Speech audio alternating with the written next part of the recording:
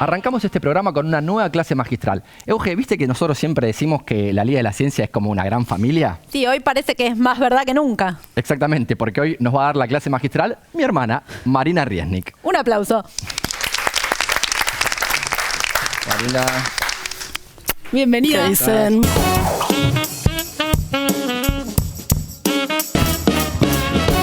Marina es doctora en Historia, investigadora del CONICET y es especialista en Epistemología e Historia de la Ciencia. Y hoy nos vas a hablar, Marina, de tu último trabajo, ¿no? En la historia de la ciencia y su relación con lo visual. Sí, les voy a hablar de imágenes y ciencia. Hoy les voy a hablar de cómo los historiadores podemos hacer historia, elaborarla a partir no solo de archivos textuales, sino también de imágenes, de las imágenes que producen los científicos, ¿no? Ustedes acá en la presentación tienen un montón de imágenes científicas.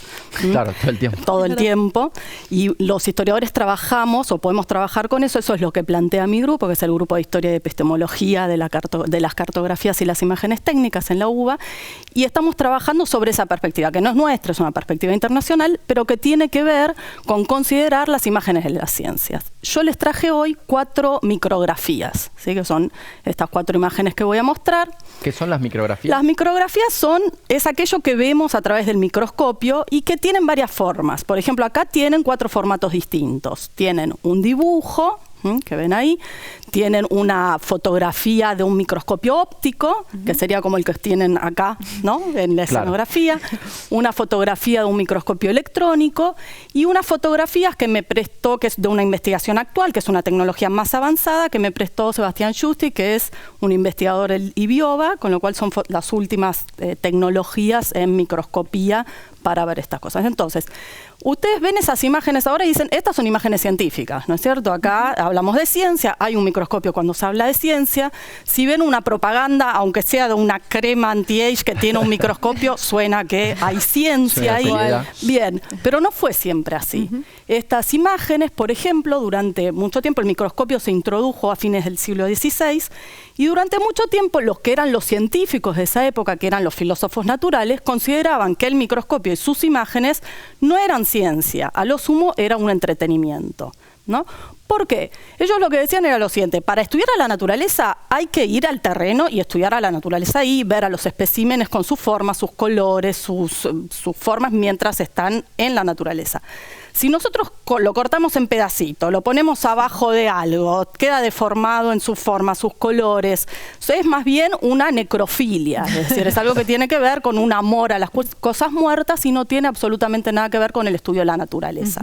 Esto lo cuenta muy bien un historiador que se llama Goodey, y entonces él trata de ver, bueno, cómo fue que se fue lo que los historiadores de la ciencia llaman domesticando ese instrumento, es decir, a partir de qué momento se empezó a considerar que ese instrumento era un instrumento científico y que producía imágenes científicas. Entonces, la idea de que la naturaleza podía ser observada en los hogares contribuyó a que los científicos consideren que, bueno, que entonces también la podemos estudiar en los laboratorios y a partir de ahí empezó a ser una imagen científica, que antes no lo era, ¿sí?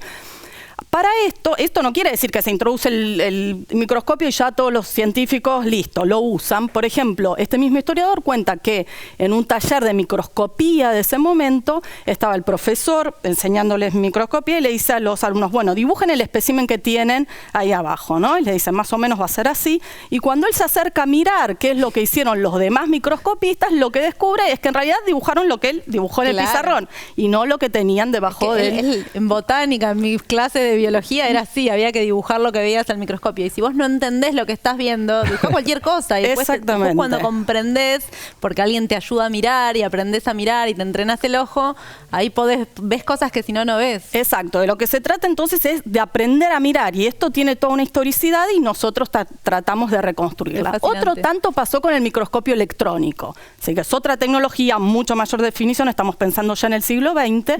Viste que habla rápido como yo, Marina. Perdón. Es de familia. Ahora entiendo lo que me dicen a mí cuando dicen hablar un poco más de... Está perfecto, está perfecto. El microscopio electrónico, siglo XX ya, ¿sí? También los científicos, no, eso no sirve. Que se puede ver como a escala atómica, ¿no? Se pueden ver moléculas. Claro, sí, sí, o sea, en un caso estamos hablando de un aumento de 1500 como mucho y acá estamos hablando de 2 millones de aumento, ¿no? Un pelito, una 80avo de pelo se ve ahí, ¿no? En el microscopio electrónico. Y cuando se introduce introduce también los científicos al principio, lo que dicen es, esto no sirve porque el haz de electrón va a fulminar la muestra, que de hecho a veces ocurre si no se prepara bien la muestra. ¿Con qué tuvo que ver que este microscopio inmenso, carísimo, se pudiese seguir desarrollando? Otra vez la industria del entretenimiento. ¿Sí? Teníamos las peceras y las cosas, y los microscopios. Exacto. Ahora lo que tenemos es la NBC. ¿Qué es la NBC? ¿Tienen idea? La NBC es una cadena muy importante de televisión norteamericana.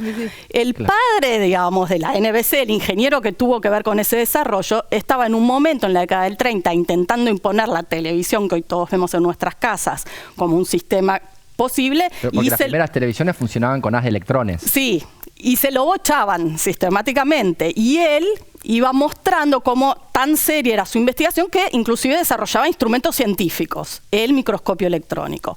Entonces la RCA puso mucho dinero en el desarrollo del microscopio electrónico, de tal manera que finalmente se adopta en los ámbitos científicos y se comienza a utilizar. Se comienza a utilizar quiere decir, por ejemplo, que los científicos al principio tenían muchísimo cuidado con qué eran esas imágenes y tenían una censura muy estricta sobre eso, ¿no? Por ejemplo, una investigadora que usaba el microscopio que había en ese momento consiguió unas fotos de lo que era una inseminación, ¿no? Entonces eran espermatozoides entrando en un óvulo.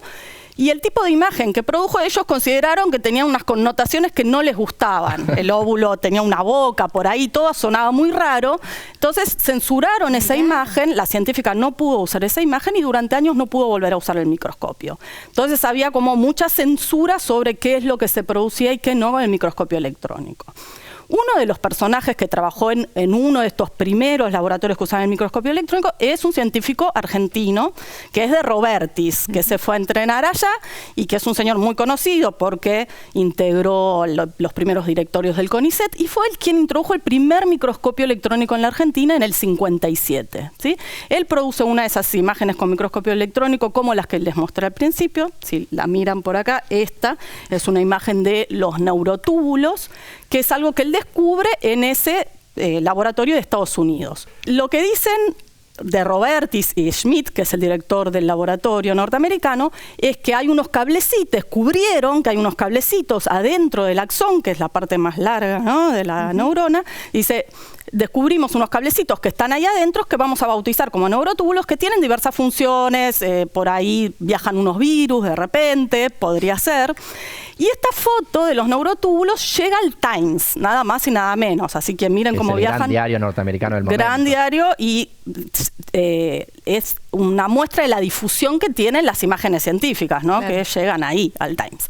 Bien, lo que dice Schmidt cuando de Robertis se vuelve a Argentina, en realidad pasa por Uruguay antes, no importa, pero dice que no, que estaba mal, que los neurotúbulos no existen, que se equivocaron, manipularon mal la muestra y unas cositas, unas fibras de colágeno que estaban en realidad en el citoesqueleto del axón se mezclaron.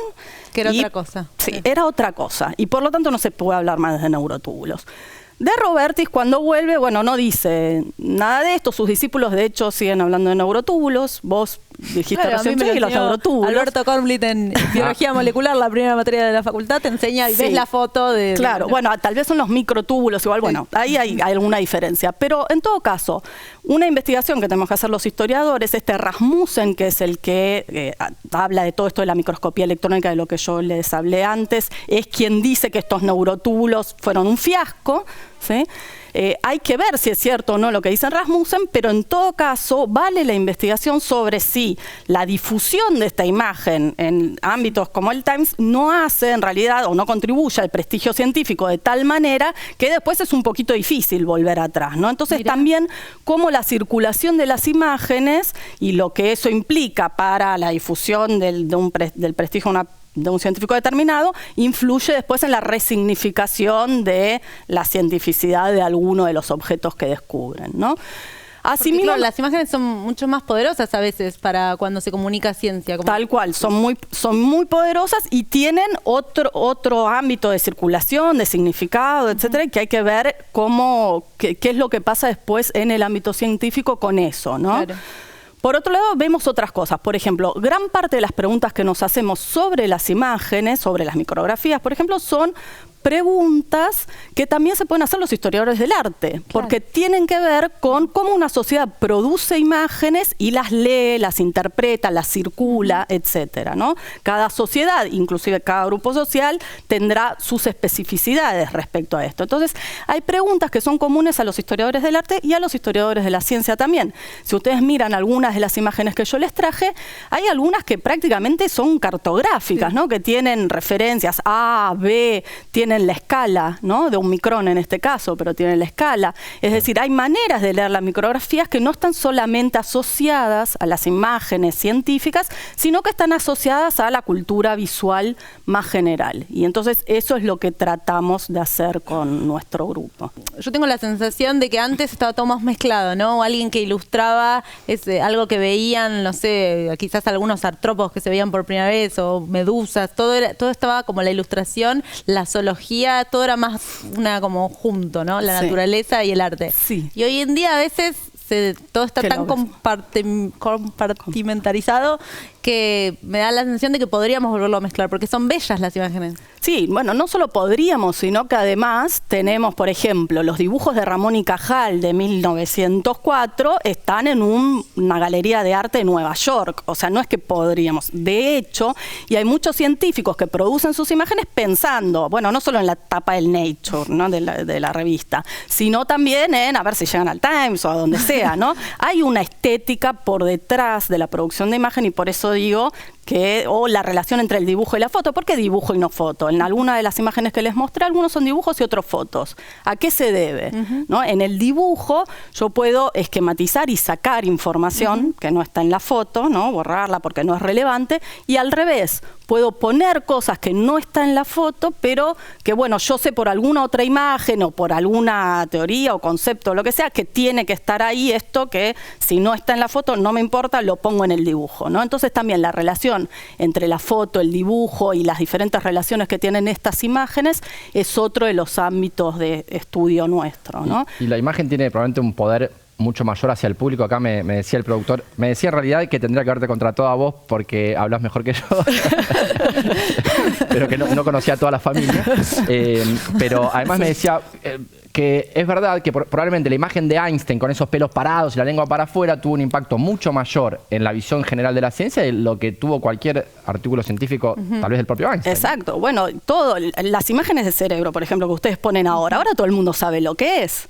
Pero antes, no, eso tuvo una circulación. Igual, genera mucha también confusión, porque está esta idea de que se encienden zonas del cerebro y hay un artículo que publicaron de como estas notas de la matemática, está en tal zona del cerebro, si usabas mucho la televisión sos mejor en la matemática, y veían que los artículos que estaban acompañados por estas figuras de cerebros encendidos tenían más credibilidad que los que no tenían las imágenes. Exacto. Otro de nuestros campos de estudio es ver qué es lo que le da credibilidad a las imágenes estas llamadas científicas. Son factores científicos, son factores que tienen que ver con la estética de una época, ¿no?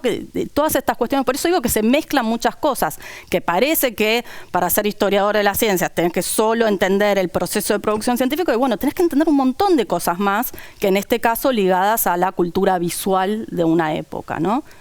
Bueno, espectacular, me Marina. Porque sí que ustedes tienen una cena familiar hoy. Hoy mismo. Me gustaría ir a hacer algo ustedes. Voy a autoinvitar. Una familia de lujo esta. Y tan es de lujo que queremos nombrarte, Marina, miembro de la Liga de la Ciencia. Te vamos a hacer un regalo, te vamos a pedir que te acerques un poco y te regalamos en este humilde acto esta remera para que te lleves. Bueno, estuvo de lujo, te regalamos la remera. Genial. Y bueno, nosotros nos vemos hoy a la noche en un rato en la cena de hermanos. Ahora toca. Y nosotros nos vamos a un corte y enseguida volvemos con más La Liga de la Ciencia por la Televisión Pública Argentina. Es nano, es mega, la liga de la ciencia.